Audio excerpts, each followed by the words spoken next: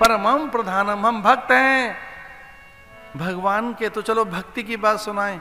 जैसे माता पिता की संपत्ति पर पुत्र का स्वाभाविक अधिकार है, जैसे कि माता पिता की संपत्ति पर पुत्र और पुत्री का स्वाभाविक अधिकार है, वैसे ही गुरु की संपदा पर, अध्यात्म संपदा पर शिष्यों का स्वाभाविक अधिकार है।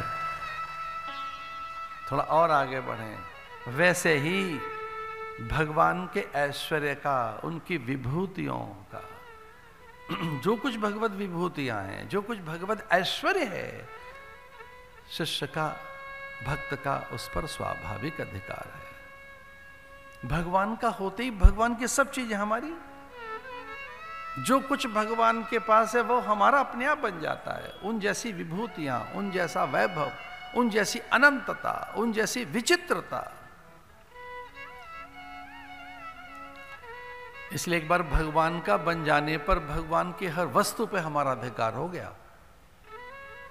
तो तीन चीजें स्वतंत्रता देती हैं हमें। तीन बातों में हम स्वतंत्र हैं। कौन कौन सी बातें? कर्म की स्वतंत्रता, अच्छे से अच्छा करो, अच्छे से अच्छा सोचो, अच्छे से अच्छा सोचो।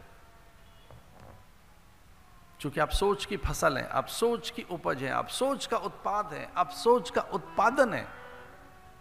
अब जो कुछ भी है अपनी सोच की फसल हैं। अच्छे से अच्छा सोचिए, महान सोचिए, और जैसे आप अच्छा सोचेंगे आपका रंग रूप बदल जाएगा। आपके चेहरे पर एक अलग प्रकार का एक प्रकाश दिखने लगेगा। जो साइकोथेरेपिस्ट हैं, जो मनोविज्ञानी हैं, जो मनोचिकित्सक हैं, वो यही तो बात कहते हैं कि कुछ सस्ता है, निंदनीय, नकारात्मक आपने सोच रखा है, इसलिए स्ट्रेस है, डिप्रेशन है, एंजाइटी है।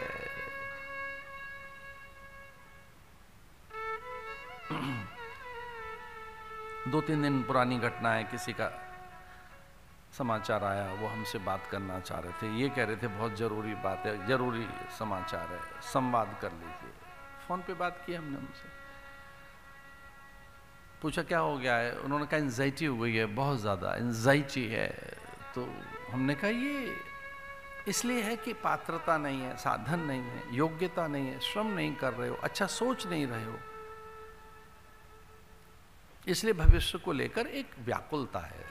तो एंजाइटी जानते हो किसे कहते हैं? भविष्य को लेकर अकारण एक व्याकुलता, अकारण एक भय, एक असुरक्षा की भावना। अकारण, अभी भविष्य आया नहीं, अभी तो करो।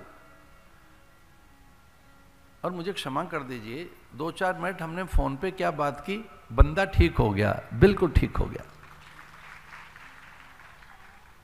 क्या हमने क्या है, थोड़ा प्यार कर लिया, सहला लिया मन को। सबसे बड़ी कठिनाई यह है कि आज हमारी कोई सुन नहीं रहा है, और हम सबको सुनाना चाह रहे हैं। हम किसी को सुनना नहीं चाहते, ढंग से ग्रंथ पढ़ नहीं रहे, महापुरुषों को सुन नहीं रहे, हम समझना नहीं चाहते, हम यथार्थ में नहीं रहना चाहते, हम कल्पनाओं के लोक में रहते हैं, बहुत यथार्थ में नहीं है, बहुत स्वाभाविक हम नहीं है। इसलिए कितने मानसिक रोग हैं।